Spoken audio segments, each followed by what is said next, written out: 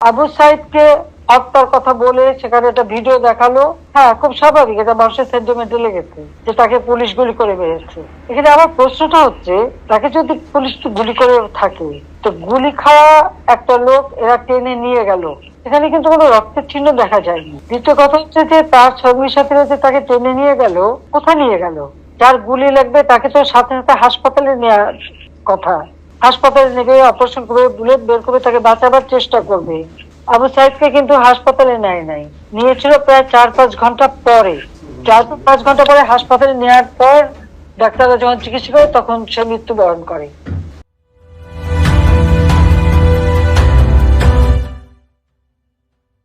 তার মাথায় আর একটা ভিডিওতে দেখা যাচ্ছে তার মাথা, ওরা যখন পুলিশকে ঢিল মারছে, সেও পুলিশকে মারতে মারতে এগিয়ে যাচ্ছে, তার মাথায় একটা ঢিল এসে পড়ে, সে মাথায় হাত দেয়। তাহলে প্রশ্ন যে এই একটা সেন্টিমেন্ট তুলে তারা যে এতগুলি জীবন নিয়ে খেললো, মুহূর্তে বলি, যার মৃত্যুতে শেখ হাসিনার গদি নড়ে গিয়েছে, সেই আবু সাইদের মৃত্যু বুলেট নয়, মাথায় মাথায় আঘাতে ত্বরান্বিত হয়েছে, এমন ময়নাতদন্ত প্রতিবেদনের তথ্য এখন আলোচনায়। এটা নিয়ে কি বলবেন আমাদের যদি সংক্ষেপে একটু বলেন। আপনি কি ময়নাতদন্ত রিপোর্টটা পেয়েছেন খালেদ? ময়নাতদন্ত রিপোর্টটা আমি একটু দেখেছি। আচ্ছা, ফাইন। তাহলে আপনাকে একটা ঘটনা বলি। এই ময়নাতদন্তটা আমি কিন্তু দেখার সময় পাইনি, আমি সারাদিন মিনিস্ট্রি কাজে ব্যস্ত ছিলাম। আপনি কিন্তু দেখবেন কাইন্ডলি, এটা কত তারিখের ময়নাতদন্ত রিপোর্টটা, কত তারিখের? আচ্ছা, ময়নাতদন্ত আমি রিপোর্ট আপনাকে ক্ল্যারিফাই করি। হ্যাঁ, জি। আচ্ছা, ফাইন, আমি আপনাকে ক্ল্যারিফাই করি। আপনার কি মনে আছে আওয়ামী লীগ আমলে ময়নাতদন্তের রিপোর্ট কিভাবে দেওয়া হতো? এটা নিশ্চয়ই আপনার মনে আছে। রাইট। জাজ্জুল্লাহর হত্যার ঘটনা আওয়ামী লীগ আমলে ময়নাতদন্তে বহু ঘটনা পত্র পত্রিকা পড়েছি আমরা, ঘুরিয়ে দিত। এখন আপনি যদি এই আমলেও ময়নাতদন্তের ঘটনা ঘটে, রাইট, ময়নাতদন্তের রিপোর্টটা 24শে আপনার জুলাই, মনে আছে? 24শে জুলাই দেওয়া, জি। 24শে জুলাই দেওয়া, জি, অর্থাৎ আওয়ামী লীগ আমলে 24শে জুলাই দেওয়া আওয়ামী লীগ আমলে ময়নাতদন্ত রিপোর্ট। আপনাদের কি বিচার বিবেচনা বোধ কি হারিয়ে গেছে? আপনাদের যারা এই সমস্ত প্রশ্ন তোলেন, আপনাদের কাছে অনুরোধ করি, আপনারা কি ভুলে গেছেন যে আওয়ামী লীগ আমলে ময়না তদন্তের রিপোর্ট, পুলিশের তদন্তের রিপোর্ট, ডাক্তারের রিপোর্ট, সবকিছু কিভাবে ম্যানিপুলেট করা হতো? কাজে আমরা ঠিক ডেফিনেটলি আবার ময়না তদন্ত করবো, এবং এই ময়না তদন্ত যদি ভুল হয়ে থাকে, ম্যানিপুলেটেড হয়ে থাকে, অবশ্যই আমরা দেশবাসীর কাছে প্রকাশ করব। আচ্ছা, সম্প্রতি দুটি ঘটনা ঘটেছে, একটি ঢাকা বিশ্ববিদ্যালয়, একটি জাহাঙ্গীরনগর বিশ্ববিদ্যালয়। আপনি সেই সব হত্যাকাণ্ডের যথেষ্ট পরিমাণ জোরালো প্রতিবাদ করেন নাই বলে কেউ কেউ বলছেন। এই প্রসঙ্গে আপনার একটু কথা বলবো যে এক ধরনের মব, যেটাকে আপনি বারবার মব জাস্টিস বলছেন, কেউ কেউ এটাকে মবক্রেসি বলছেন, সেই জায়গা থেকে কেউ কেউ বলছেন এটি একটি মবের মূল্য। সেই জায়গা থেকে আপনি আসলে আমাদের কি জানাবেন বা কি? আমি যথেষ্ট প্রতিবাদ করেছি, আমি সাংবাদিক সম্মেলনে বলেছি কোনো অবস্থাতেই ছেড়ে দেওয়া হবে না। আপনারা দেখেন দুটো ঘটনাতেই সাথে সাথে গ্রেফতারের ঘটনা ঘটেছে, সাথে সাথে এমনকি হল প্রশাসনকে পরিবর্তন করা হয়েছে। 6টা-7টা গ্রেফতারের ঘটনা, মানে দেখেন পৃথিবীতে সব দেশেই অপরাধ হয় খালেদ, জার্মানিতে হয়, আমেরিকাতে হয়। এই জার্মানি, আমেরিকা, উন্নত বিশ্বের সাথে আমাদের কি পার্থক্য ছিল? পার্থক্য ছিল অপরাধের ঘটনা ঘটতো এবং এটার বিচার করা হতো না। আবার বিএনপি বা ভিন্ন মতের কেউ অপরাধ না করলেও এটা শাস্তি দেওয়া হতো। আমাদের এখানে এই চেঞ্জটা তো আমরা এনেছি, অপরাধ করার সাথে সাথে অভিযুক্তদের গ্রেফতার করা হচ্ছে। এবং আমি আসিফ ভাই, আপনার কাছে কি মনে হচ্ছে না যে আপনি গত সরকারের মতো একই ভাষায় কথা বলছেন? আমরা গত সরকারকে যখন এই প্রশ্ন করতাম, তখন তারা বলতো কেন বিশ্বজিৎ হত্যাকাণ্ডের তো শাস্তি হয়েছে, কেন 6 খুন যে নারায়ণগঞ্জে হয়েছে তার তো আমরা শাস্তি দিয়েছি, একই কথা তো এরকম বলতো। কিন্তু এই যে ঘটনাগুলি যে এই ঘটনাগুলি ঘটার ক্ষেত্রে একটা একটা একটা একটা প্রচ্ছন্ন প্রভাব এই সরকারের থাকছে কিনা, মানে আচ্ছা, আপনাকে বলি, সরকার আপনি যে এক্সাম্পলটা দিয়েছেন, এরকম 2-3টা উদাহরণ ছিল তাদের গত 15 বছরে, আর হাজারো উদাহরণ ছিল যেখানে বিচার করা হয়নি, হাজারো উদাহরণ ছিল। ঢাকা বিশ্ববিদ্যালয়ে যতগুলা আক্রমণের ঘটনা ঘটেছে কোনো বিচার হয়নি। তো ওদের ছিল আপনার হাজারো ঘটনার পিছনে এটাকে 2-3টা ঘটনার কথা বলতো, তাও পাবলিক জনমতের চাপে দিয়েছে। আপনি বলেন যে আমরা এটা প্রতিরোধ করতে ব্যর্থ হয়েছে কিনা? আমরা সমস্ত হল প্রশাসনের উপর দায়িত্ব দেওয়া হয়েছে। একটা সরকার কি করতে পারে? আমরা ইউনিভার্সিটি অথরিটিকে কোন রকম ইন্টারফেয়ার করি না, তাদেরকে স্বাধীনভাবে হলে ছাত্রদেরকে জীবন, তাদের পড়াশোনা, তাদের পরিবেশের নিশ্চয়তা বিধান করতে বলেছি। ওনারা ওনাদের মতো চেষ্টা করেছে। যারা আক্রমণ করেছে তারা আপনার মানে হল প্রশাসনের মদদে, সরকারের মদদে এই জিনিসটা করে নাই, এটা তো আপনারা নিশ্চিত। এখন তারা হল প্রশাসন বা বিশ্ববিদ্যালয় প্রশাসনের মদত এটা করে নাই। এবং এরপরে আমরা কারেক্টিভ মেজার্স কি কি নিচ্ছি সেটা দেখেন। অবশ্যই আমাদের অনেক ক্ষেত্রে ব্যর্থতা থাকবে, কিন্তু আমরা কি ব্যর্থতা থেকে শেখার চেষ্টা করছি কিনা এবং ব্যর্থতার সাথে আমাদের সরাসরি যোগ আছে কিনা সেটা দেখবেন। আগে বিশ্ববিদ্যালয়ে একটা ঘটনা ঘটলে সবাই বলতো আওয়ামী লীগের আশকরা এটা করেছে। আপনি কি এই দুইটা ঘটনাতে একবারও শুনেছেন যে অন্তর্বর্তীকালীন সরকারের এই সদস্য এটার সাথে জড়িত ছেলে হয়েছে? এটাই তো একটা পার্থক্য। তারপর আরো আমার মনে হয় মানে আমার মনে হয় এই সমস্ত ঘটনার পর কোনো মেজারই যথেষ্ট মনে হবে না মানুষের কাছে। আমরা এটা সম্পর্কে সচেতন আছি, আমরা আমাদের মতো চেষ্টা করব, যতটুকু সম্ভব চেষ্টা করব। আপনার কাছে আমি আবারও বলে যাই, সারা জীবন আমি একটা কথা বলতাম, আপনার নিশ্চয়ই মনে আছে যে শিবির সন্দেহে কেন মারা হচ্ছে, এটা তো কোনো আইনে নাই। আমি সাংবিধানিক আইনের শিক্ষক, কোন রকম কাউকে বিনা মানে কি বলবো বিনা আইনে, মানে আপনি আইনগত ভাবে একটা লোককে মেরে ফেলতে পারেন যদি বিচার টিচার করে ফাঁসি দেন বা right of privatisation properly use করেন। বেআইনি ভাবে কাউকে আঘাত করা, কাউকে মারা, এই মবক্রেসি করা, এগুলি গুরুতর ফৌজদারি অপরাধ। অবশ্যই এগুলি কেউ যদি করে আমরা প্রতিরোধে ব্যর্থ হতে পারি, কিন্তু বিচারে ব্যর্থ হব না।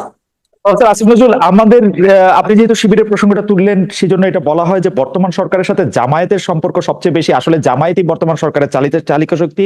বলা হচ্ছে যে প্রত্যেকটা শিক্ষা প্রতিষ্ঠানে যারা ভাইস চ্যান্সেলরের নিয়োগ পাচ্ছেন তারা জামায়াত ঘনিষ্ঠ বা জামায়াতের দেখিয়ে দিল। অন্তর্বর্তী সরকার কি জামাতের উপর খুব বেশি ভর করে আছে কিনা? কেউ কেউ বলছেন বৈষম্য বিরোধী আন্দোলনের যে 152 জন কেন্দ্রীয় সমন্বয়ক রয়েছেন তাদের মধ্যে 108 জনই শিবিরের। এই কারণে কি এই সরকার শিবির দিয়ে বা জামাত শিবির দিয়ে পরিচালিত হচ্ছে বলে কেউ কেউ বলতে চাচ্ছেন? এই কথা নিয়ে আপনার একটু মন্তব্য। আচ্ছা, আমি কিন্তু ফেসবুকে এরকম প্রচারণাও দেখেছি, আপনিও দেখেছেন, খেয়াল করে দেখেন যে বাকশালীদেরকে পুনর্বাসন করছে এই সরকার। আমি এরকম প্রচারণাও দেখেছি, আওয়ামী লীগের বদলে বিএনপি সরকার এসছে, সব বিএনপি লোককে দেওয়া হচ্ছে, এখন আবার বলা হচ্ছে জামাতের দেওয়া হচ্ছে। কাজে আপনি প্রচারণা না দেখে আপনি অ্যাকচুয়াল ফ্যাক্টস গুলা দেখার চেষ্টা করবেন। আপনাকে একটা এক্সাম্পল দেখালে তাহলে আপনি একটু বুঝতে পারবেন। ধরেন আমি যখন আন্তর্জাতিক অপরাধ আদালত, যেটা ইন্টারন্যাশনাল ক্রাইম ট্রাইব্যুনাল অ্যাক্ট, সেখানে যখন আমার মন্ত্রণালয়ের পক্ষ থেকে চিফ প্রসিকিউটরকে নিয়োগ দেওয়া হলো, সেদিন ফেসবুকে সারাদিন প্রচারণা চললো যে আমি হচ্ছে জামাত, কেন আমি তাকে নিয়োগ দিলাম। উনি এবি পার্টির লিডার ছিলেন, এবি পার্টি থেকে পদত্যাগ করেছিলেন, খুবই বড় আইনজীবী, এটা তো আপনারা জানেন, এই আন্তর্জাতিক অপরাধ ট্রাইব্যুনালের সবচেয়ে অভিজ্ঞ আইনজীবীদের একজন। তখন 24 ঘন্টার মতো প্রচারণা চললো আমি হচ্ছে জামাত। পরে একদিন বিরতির পর শিল্পকলা একাডেমিতে আরেকজন অত্যন্ত প্রসিদ্ধ শিক্ষক জামিল আহমেদ সাহেবকে নিয়োগ দেওয়া হলো। সাথে সাথে 24 ঘন্টার ব্যবধানে প্রচারণা চললো আমি আসলে বাকশালী, আমি খাদানিক এবং আমি নাস্তিক। এখন আপনি বলেন দুইটা জিনিস কি একসাথে সত্যি হতে পারে? কাজে মানুষের মধ্যে ধরেন ফেসবুক আমাদের জন্য একটা সম্ভাবনার অপার দ্বার খুলে দিয়েছে। আর এখন তো কারো আপনার জালিম সরকার না, আমরা বাক স্বাধীনতায় কথায় কথায় সাইবার সিকিউরিটি অ্যাক্ট প্রয়োগ করবো না, কারো অত্যাচার হবে না, কথা বলার জন্য এখন বলতো কোন রকম খারাপ ঘটনা ঘটেনি, ইনশাল্লাহ আর কোনোদিনও ঘটবে না আমাদের সরকারের আমলে। ফলে মানুষ আপনার যার যা ইচ্ছা মতো বলছে। এখন দেশ নিয়ে সবাই খুব কনসার্ন, তো এটা আবার পজিটিভ দিকও আছে, সবাই কনসার্ন হয়ে সবাই অনেক ধরনের উদ্যোগ প্রকাশ করছে। আপনাকে আমি একটা এই যে বলা হচ্ছে একটা মিনিট 152 জনের মধ্যে 108 জন শিবির, এই প্রচারণার কোনো প্রমাণ আছে? একটা কথা আপনাকে বলি, যেমন আপনি দেখবেন ফেসবুকে কেউ বলা শুরু করেছে যে জাফর ইকবাল সাহেব তো ঠিকই বলেছিল, এটা তো আসলে জামাত শিবিরের আন্দোলন, এটাও আমি দেখেছি। আচ্ছা ভাই, এই যে বিএনপি সাংবাদিক সম্মেলন করে বললো যারা মারা গেছে তাদের মধ্যে 50% হচ্ছে বিএনপির লোক, ঠিক আছে? আর আজকে আমি একটা টক শো দেখছিলাম, আমার চোখ দিয়ে পানি পড়ছিল। বরকতুল্লাহ বুলুর ছেলে সানিয়া, যে ছেলেটা আপনার পুরো ঘটনা বর্ণনা করলো, তার মা ছিল পাশে। আমি কিন্তু আন্দোলনকালে আমি তাকে চিনতাম না, আমি তার ছবিটা ফেসবুকে দিয়ে বলেছিলাম বাংলাদেশের জয় হবে। একটা মা তার ছেলে টর্চার হচ্ছে, তারপর তাকে বলছে আমরা তোমার সাথে আছি। এই যে ওই ভিডিও, ওই ছেলেটার বর্ণনা পড়লাম, এখন সে কি জামাতের লিডারের ছেলে? আজকে আপনি মুগ্ধর স্ট্যাটাসের কথাটা মনে করেন, মুগ্ধদের স্ট্যাটাস দিয়েছে, হঠাৎ করে আপনি যা ইচ্ছা তো বললে হবে না, আপনাকে প্রমাণ দেখান জিনিসটা।